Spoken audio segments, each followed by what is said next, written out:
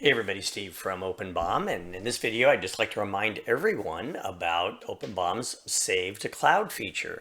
So I've got the Solidworks add-in enabled. I'm going to open up the OpenBOM settings, choose my cloud settings here.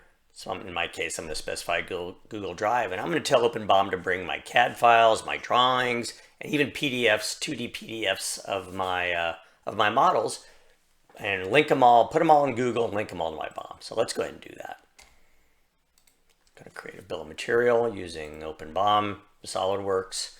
So the OpenBOM add, it goes through, generates all the PDFs for you, so you don't need to do that.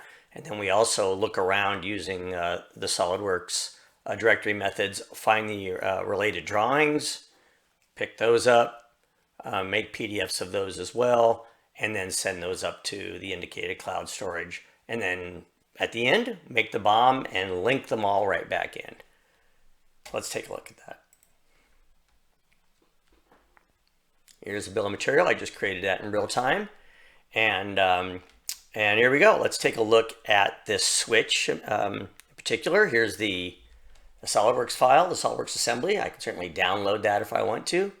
I can take a look at the PDF of the assembly, which we created. This is sometimes great for the shop floor guys to take a look at.